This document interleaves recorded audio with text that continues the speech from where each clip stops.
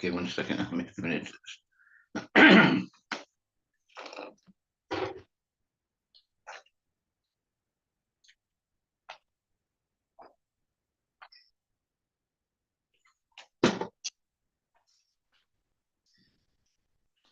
Hare Krishna, my dear devotees, all glories to Srila Prabhupada.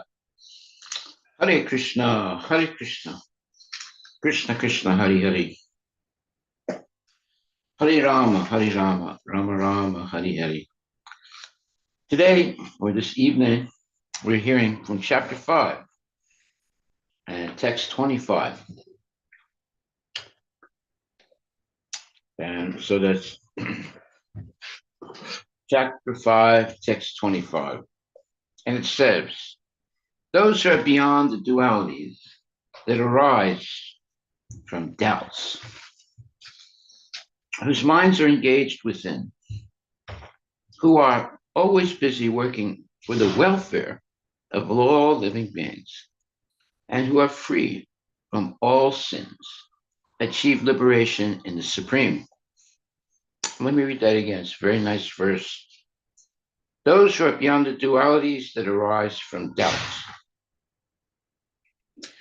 whose minds are engaged within, who are always busy working for the welfare of all living beings, and who are free from all sins, achieve liberation in the Supreme. Purport by His Divine Grace, A.C. Bhaktivedanta Swami Srila Prabhupada. Only a person who is fully in Krishna consciousness can be said to be engaged in welfare work for all living entities. When a person is actually in the knowledge that Krishna is the fountainhead of everything, then when he acts in that spirit, he acts for everyone. The sufferings of humanity are due to forgetfulness of Krishna as the supreme enjoyer, the supreme proprietor, and the supreme friend.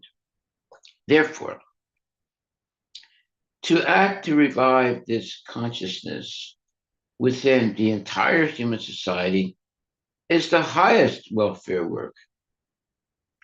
One cannot be engaged in such first-class welfare work without being liberated in the Supreme. A Krishna conscious person has no doubt about the supremacy of Krishna. He has no doubt because he is completely freed from all sins. This is the state of divine love. A person engaged only in ministering to the physical welfare of human society cannot factually help anyone. Temporary relief of the external body and the mind is not satisfactory. The real cause of one's difficulties is the hard struggle for life.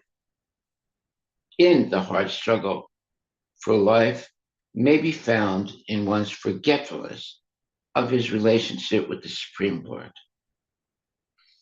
When a man is fully conscious of his relationship with Krishna, he is actually a liberated soul, although he may be in the material tabernacle.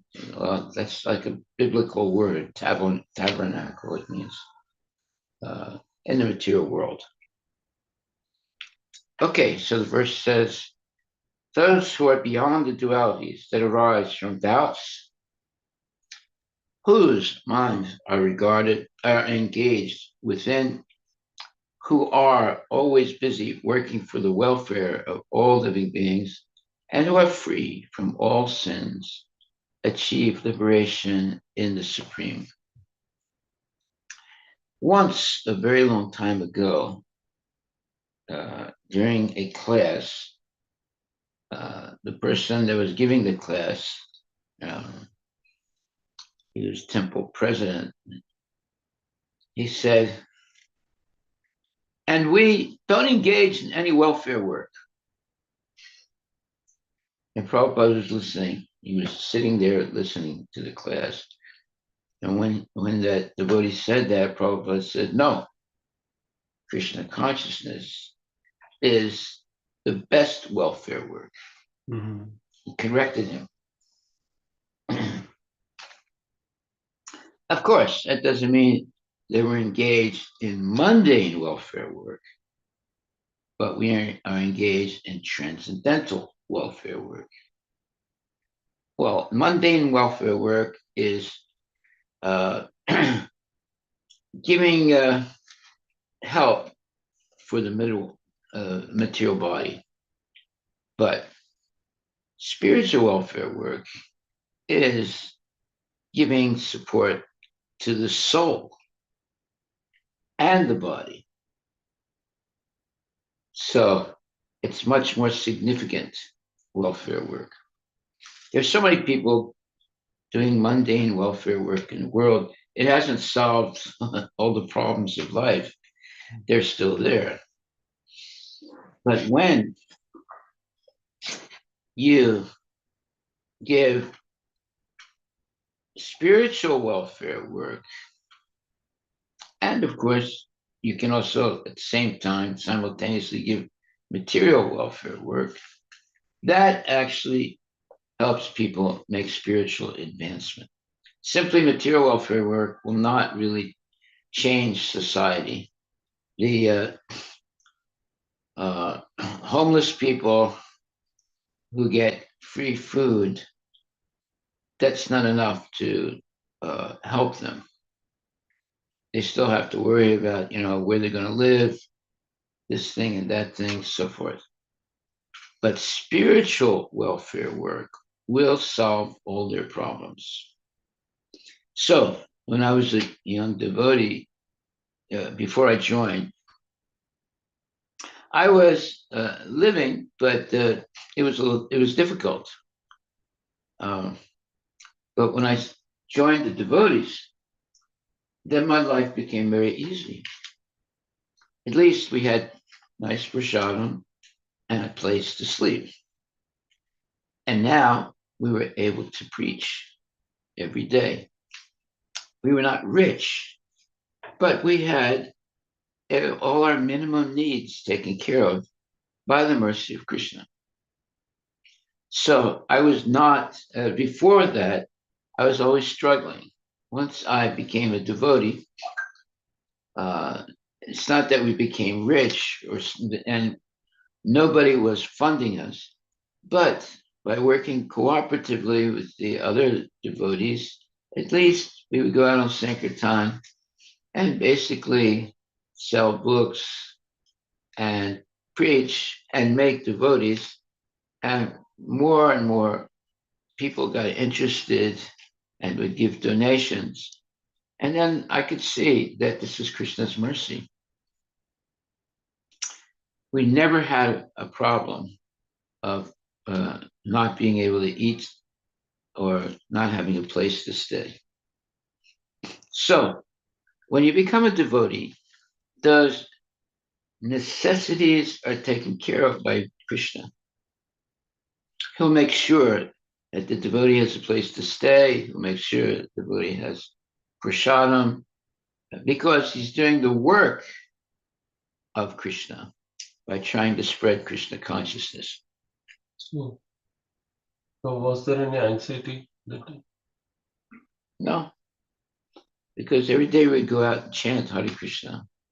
There was a lot of fun, chanting, dancing, and we would have celebrations, feast days.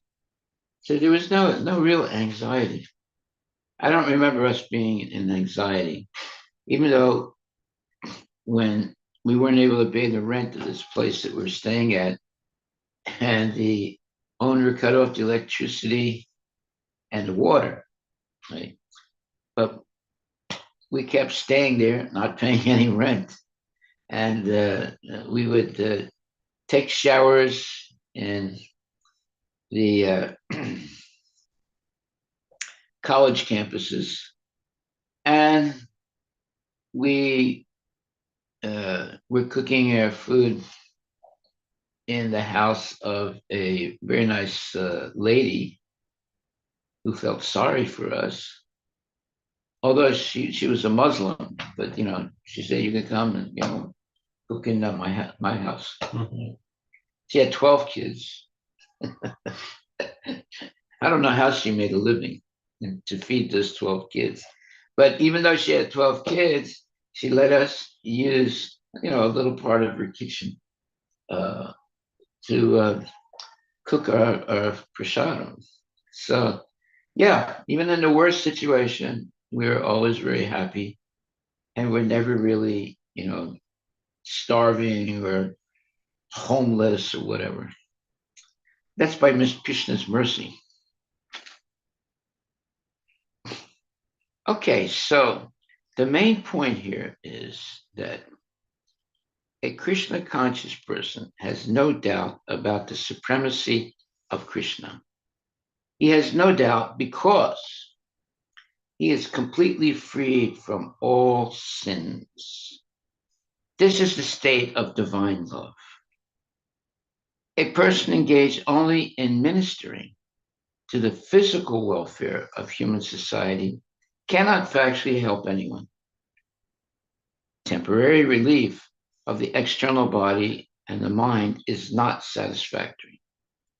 The real cause of one's difficulties is the hard struggle for life. In the hard struggle for life may be found in one's forgetfulness of his relationship with the Supreme Lord. When a man is fully conscious of his relationship with Krishna, he is actually a liberated soul, although he may be in the material tabernacle. Yeah, so only a person who's fully in Krishna consciousness can be said to be engaged in welfare work for all living entities. There it is. When a person is actually in the knowledge that Krishna is the fountainhead of everything, then when he acts in that spirit, he acts for everyone. The sufferings of humanity are due to forgetfulness of Krishna as the supreme enjoyer, the supreme proprietor, and the supreme friend. Therefore, to act to revive this consciousness within the entire human society is the highest welfare work. So one time, a devotee was giving a lecture, and Prabhupada was there also listening to the lecture. He asked him to give the lecture, and he said, we don't engage in any welfare work. And Prabhupada stopped him and said, no, Krishna consciousness is the best welfare work. The devotee kept his mouth shut after that. And then Prabhupada started talking about it, how Krishna consciousness is the utmost welfare work. Because mundane welfare work is not really helping people. Spiritual welfare work actually helps people, physically and spiritually. Simply physical welfare work does not really help the person. You might say, well, at least he's having something to eat. Yeah, okay, fine. But that doesn't really solve his problem. His problem is forgetfulness of Krishna. So when you remember Krishna, then Krishna will make sure that you'll have a place to stay, yeah, in the temple. And you'll have nice prasadam in the temple. And you're able to help other people also. So you might have been living outside, homeless, whatever. As soon as you become a devotee, now you're able to help other people. You have a place to stay. You have prasadam. You have good association. You have good knowledge. And now you're able to help other people.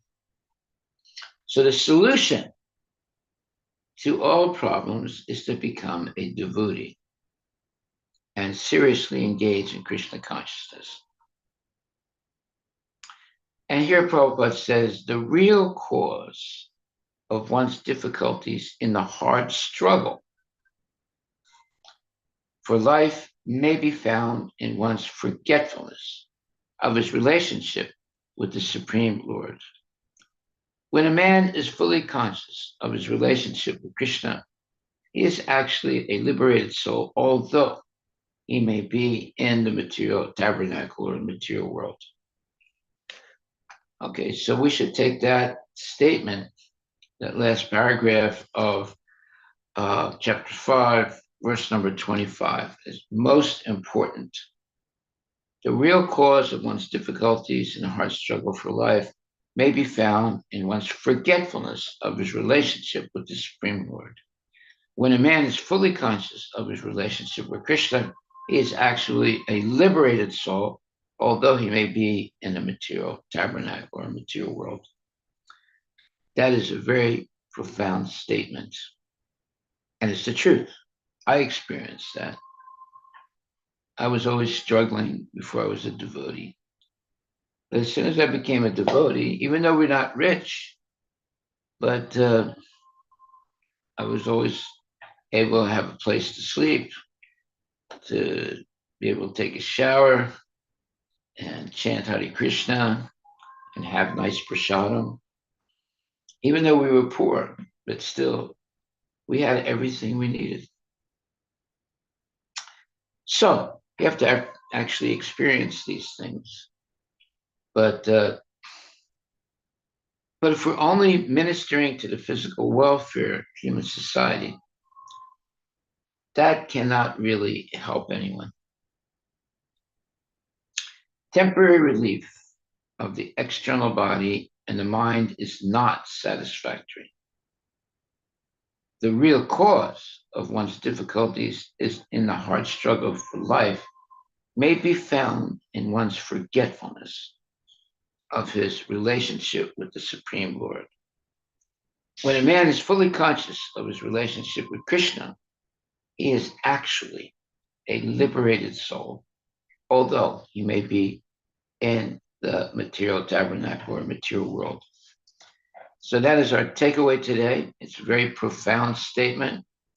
I actually experienced that myself, and I'm sure all devotees experience that. So,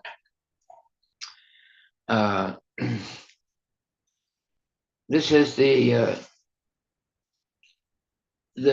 what you would call fundamental points of knowledge that a devotee has, and he puts his faith in these statements. Then he has no problems. Even in the most dire situations, he knows that Krishna is going to protect him. So, if we only minister to the physical welfare of human society, that cannot actually help anyone. Just like, let's say you have a program for yoga, physical yoga. That's not going to help anybody in spiritual life. And it's not spiritual, actually. Yeah, it's a physical activity. It's like, the same as calisthenics, jump up and down, move your arms and legs, and exercise, right? But that's not going to help you spiritually. However, when you engage in chanting Hare Krishna and dancing, and also jumping up and down, now you're getting spiritual exercise. You're exercising your body also, but it's connected to Krishna or dovetailed into Krishna consciousness. So only ministering to the physical welfare of human society cannot factually help anyone. So all the soup kitchens for homeless people, yeah, okay, they're able to eat something, but it doesn't solve their problem. They're still ignorant about their relationship with Krishna. But when they have prasadam and they have some literature given to them, by merciful devotees, and they begin to ask questions about what is this Krishna consciousness. Now, not only their issue, their problem of eating is solved, but now they learn to be Krishna conscious to solve permanently their housing, their eating, and their purpose in life. Now that's real welfare work. They really understand now what is their purpose. And if they go on Sankirtan and distribute literature, chant, dance, and take prasadam, now they're happy and they have a very peaceful life in the association of genuine devotees. So Prabhupada says here, the real cause of one's difficulties in the hard struggle for life may be found in one's forgetfulness of his relationship with the Supreme Lord. When a man is fully conscious of his relationship with Krishna, he is actually a liberated soul, although he may be in the material world. Okay, so that is the solution to all the problems of life. The real problem is forgetfulness of Krishna. The real solution is remembrance of Krishna and engaging in Krishna's service in the association of devotees. It's very simple. It's not complicated. And it works. So many thousands of people have experienced how it works. So one becomes actually a liberated soul, although he may still be in the material world. Hare Krishna, Krishna Krishna, Hare Hare, Hare Ram, Ram Ram, Hare Hare. Are there any questions? Maharaj, when you say forgetfulness Of Krishna. of Krishna, so how is it happening? Because all over the world, everyone is talking about God.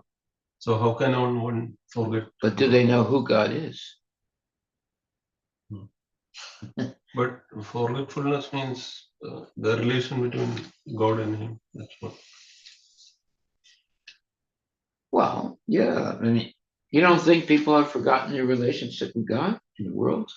Yeah, but yeah, many more people who have forgotten God than who remember God. Yeah. And because of that, they suffer. They're confused. They'll say they're happy, but ultimately, the one example is Marilyn Monroe. She was very famous, and she was, had a lot of money, and she was very beautiful, and she committed suicide. Why would a person in such a position commit suicide? Because she was not happy. Even though she had everything, beauty, wealth, fame, everything. But she committed suicide because she didn't have any love. Although she had many boyfriends, and she was married multiple times, and divorced. But she committed suicide. So, without a real relationship with Krishna, we are basically committing suicide. Yeah, because we're floundering in the material world. But if you engage in devotional service and you build up your relationship with Krishna, all your problems will go away. You'll be happy, you'll be peaceful, you'll be able to maintain your family, and somehow or other, you will not be confused about what is the purpose of life. The purpose of life is to engage in Krishna consciousness so that you can remember Krishna at the moment of death and go back to Godhead. That's the real purpose of life. It's not making a lot of money. It's not being famous. No, it's being able to remember Krishna at the moment of death. And you have to practice to do that. You have to remember Krishna all the moments of your life so that at the moment of death, you can remember Krishna and go back to Godhead. So how do you remember Krishna? You chant Hare Krishna, Krishna Krishna, Hare Hare Rama, Rama Rama, Hare Hare. Such a person who's always chanting is completely freed of all sins. And that is the state of divine love, when you're completely freed from all sins and you're always chanting Hare Krishna. If you simply are engaged in the physical welfare of the human society, that cannot factually help anyone. Because temporary relief of the external body and the mind is not satisfactory. The real cause of one's difficulties in the hard struggle for life may be found in one's forgetfulness of his relationship with the Supreme Lord. When a man is fully conscious of his relationship with Krishna, he is actually a liberated soul, although he may be in the material tabernacle. Okay, so this is real knowledge. We should have a celebration. When you hear such knowledge like this, it should be celebrated.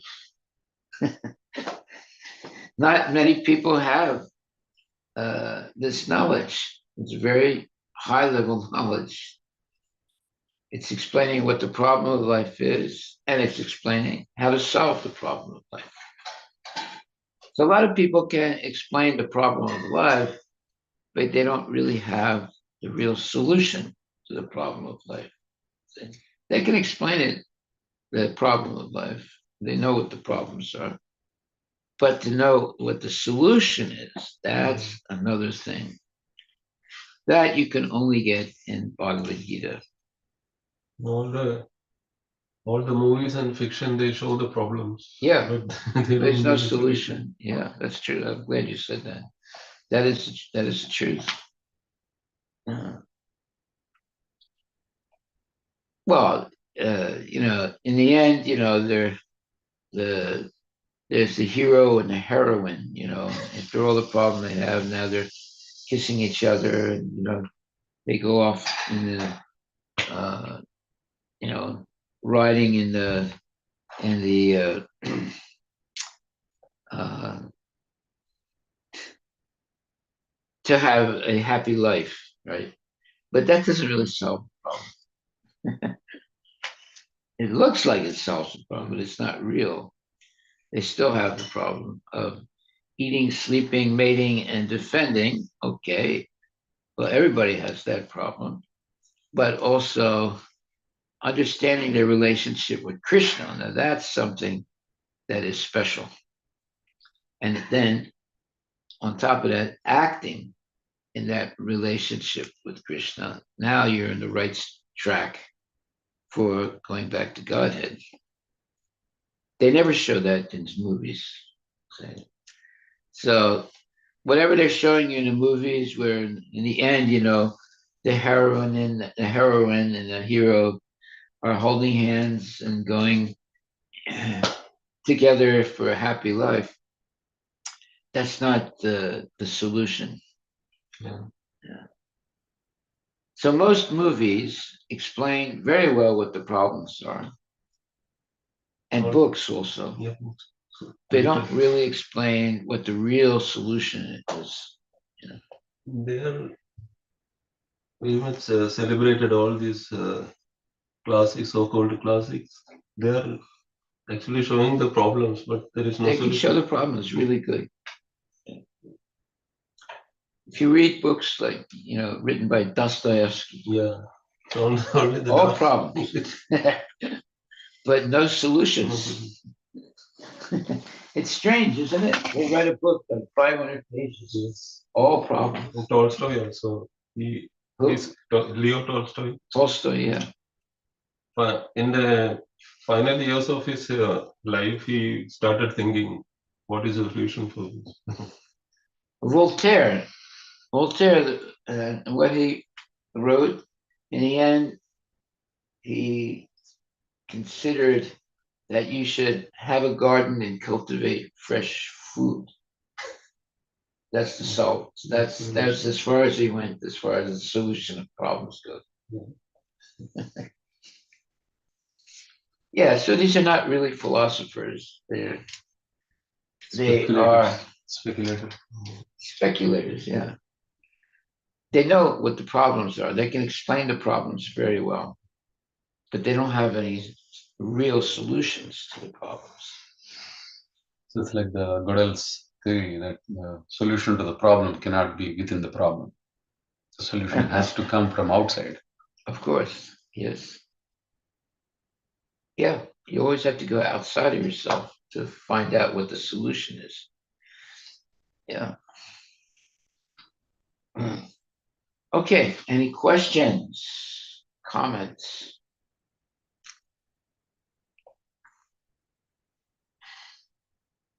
See, the way Prabhupada writes, he explains the problem and then he gives a solution. Most books will explain the problem really well, but they don't give the solution. Or if there's some attempt at a solution, it's incomplete. Mostly their solution on material grounds. Yeah. Yeah. Because like how you get some material relief somehow or other. Like, yeah, you kill all your adversaries, that solves the problem. That doesn't solve any problem.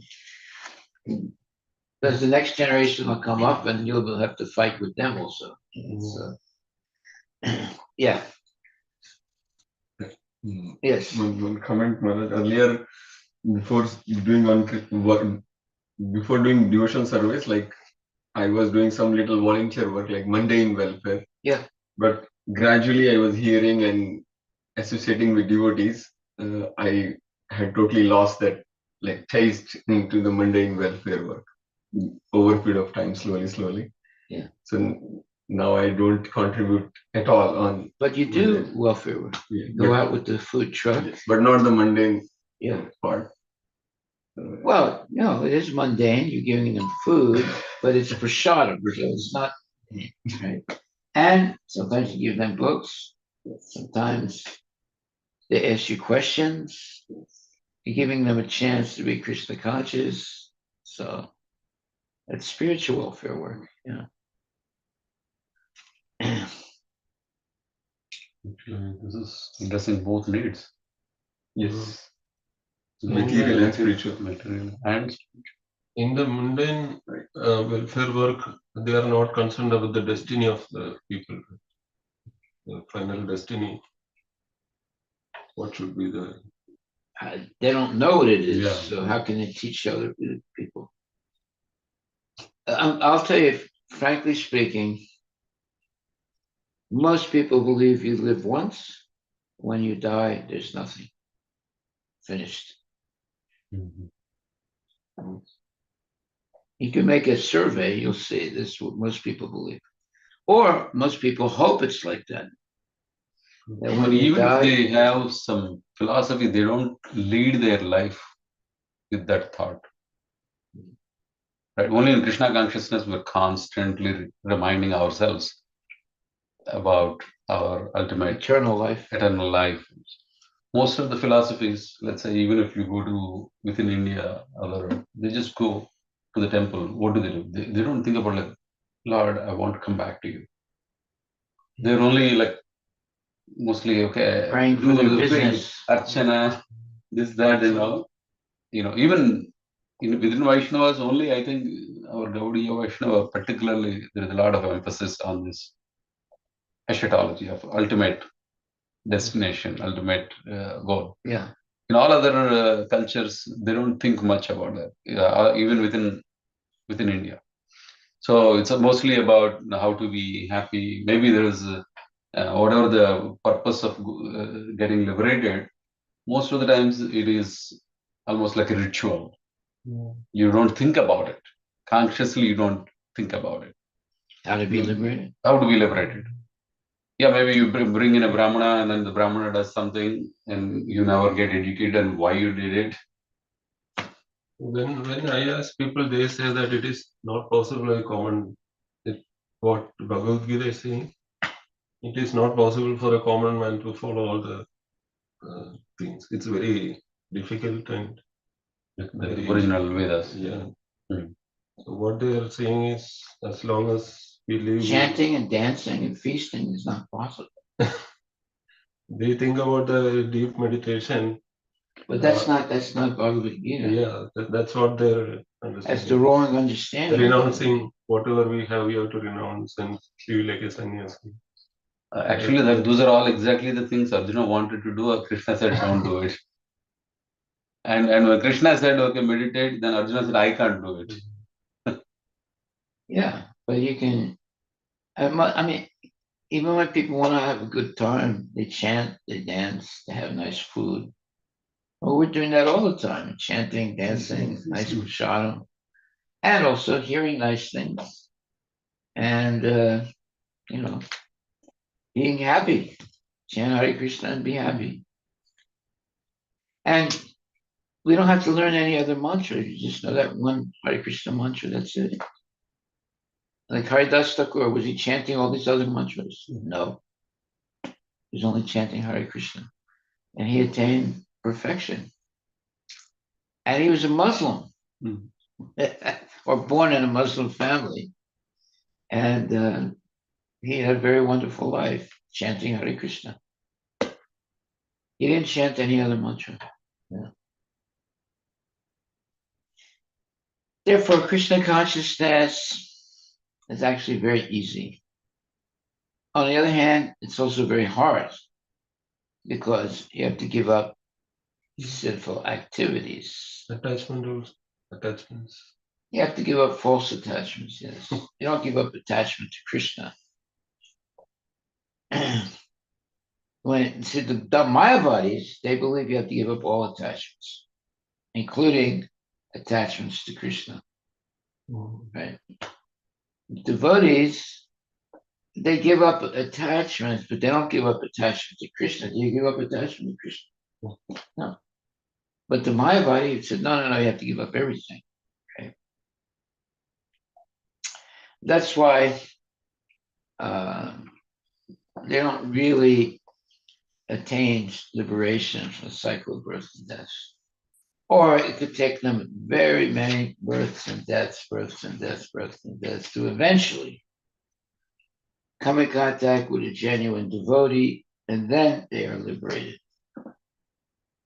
But if they're just an association of Mayavadis all the time, they're not going to get liberated. They might think they're liberated, but they're not. You're liberated when you're always thinking of Krishna and serving Krishna. Now you're on the fast track of going back to Godhead. They don't even know what it means to go back to Godhead. They're always thinking about what is it? Nirvana. Right? What is nirvana? Nirvana means that you're sitting someplace in the lotus position and meditating on nothing, or meditating on the tip of your nose. So, and if someone comes, and does Harinam Sankirtan near the meditator, they'll get upset. So why are you disturbing me? Go away. Yeah, so they have to go in a what you would say, a private place and do their meditation without any disturbance. How long can you do that? They get tired of doing that. Then they come out and do some welfare work. And then they do a little bit of yoga or whatever. So it's a very sad life being a Mayavadi. It's not really fun at all. Whereas Krishna consciousness, always fun, always wonderful. Okay, any questions? Any comments? Hare Krishna, Krishna Krishna Krishna, Krishna, Hare Hare Hare, Hare, Hare Ram, Hare Hare Ram, Rama, Ram Rama Ram, Rama, Hare Hare. Hare. So our takeaway today is a Krishna conscious person has no doubt about the supremacy of Krishna. He has no doubt because he is completely freed from all sins, meat eating, gambling, illicit sex, intoxication, etc. That is the state of divine love. Wow, that's a nice statement, isn't it? Let me read that again. A Krishna conscious person has no doubt about the supremacy of Krishna. He has no doubt because he is completely freed from all sins. That this is the state of divine love. So when we give up meat eating, gambling, illicit sex, intoxication, cheating, lying, all that stuff, and just engage in Krishna consciousness with pure motives, you become completely free from all sins. This is the state of divine love. That's a huge statement. This is the state of divine love. When the devotee has no doubt because he is completely freed from all sins. So we have to become completely free from all sins.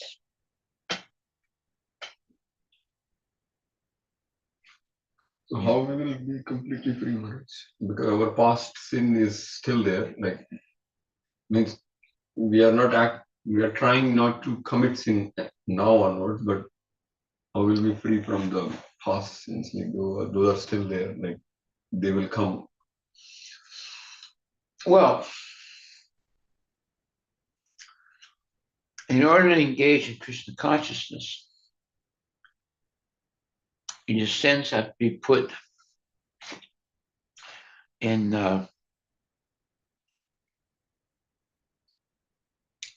limbo. In other words, you have to be free of all those sins in order to be engaged in devotional service. So by Krishna's mercy, he will stop all the sinful, well, you have to stop all sinful activities, and he'll stop all the bad karma that you have. So now you can engage in devotional service. But as you engage in devotional service, year after year, eventually all that karma goes away. It's put on hold by Krishna. But eventually it all goes away. And you're completely liberated. But if you fall down, it all comes back again. So you have to be very careful not to fall down. Thank you. But if you regularly chant your rounds and associate with devotees, hear Bhagavad Gita, you're not going to fall down. Because you're hearing the right thing, you have the right association, and the right activity, devotional service. So you're not going to fall down. But if you associate with nonsense people, you'll fall down. So everything depends on who you associate with. I don't associate with nonsense people. I don't waste my time. I might talk to them a little bit, but only to preach, that's all. I'm not interested in anything you're doing. Or sometimes people call me up, they want me to engage in business with them. I always say, no, I'm not interested. Why should I be? I don't need to make money. I have a simple life, no worries. So I've seen many devotees fall down because they got involved too much in business. they fall down. Now, there's nothing wrong with working, but you have to be very careful. I haven't worked. When's the last time I worked? I can't even remember the last time I had to work to make a living. I guess maybe 25 years ago. Yeah, more than that, Maharaj. I remember Yeah, you quit 44, right? 44, you moved Yeah, on from the yeah. business. So 79. So that's 35 years. 35 years at least. Yeah. But even without working, money still comes. Everybody wishes the same.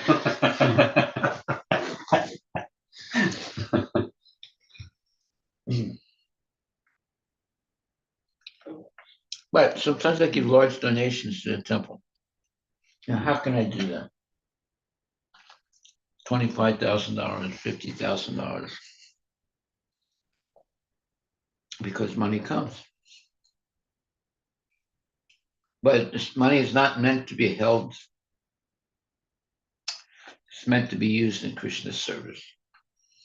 Then, if you do that, then money comes. If you hold on to it, you'll see that you're not really happy. But if you actually give significant donations to Krishna consciousness, you'll be very happy. Of course, it's got to be used properly. You don't want irresponsible persons to get hold of that money. But, if there are honest devotees and you give them money, then you'll have a lot of peaceful mind and you'll be happy. And more money will come by itself. You don't even have to work.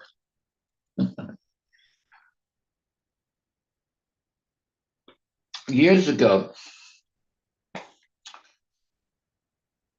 I registered a name. I was going to start a new line of products, and I registered a name. Rosemary. Huh? Rosemary. So What? the name was Rose. No? No, Someone's daughter name, right? Some big person. the name was Stephanie. Stephanie. Right. So it was the king of Monaco had two daughters. One was Caroline, the other was Stephanie. So I like that name. I registered it, and no one else had ever registered that. So I got it right away. And I developed, a whole line of cosmetic products. I had all the boxes printed and everything. I was ready to launch it. I got a call from a lawyer, and it said, my client is interested in purchasing your registered name, Stephanie. So then I found out his client was Stephanie, the daughter of the king of Monaco, because they wanted to use that name to launch some products. So without doing anything, I got $100,000, and I didn't know that someone would call me up and give me $100,000. Actually, I should have asked for $1 million, but I didn't. Anyway, I don't regret it.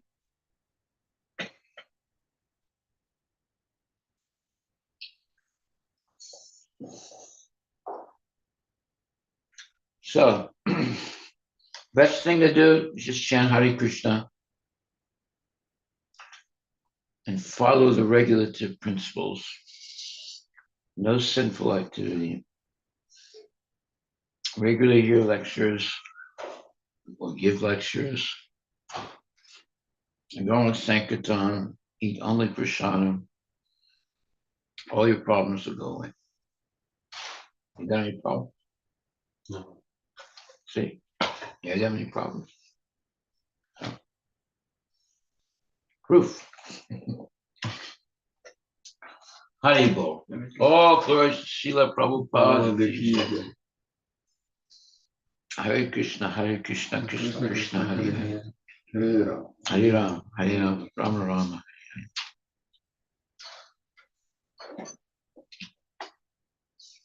Is there more juice?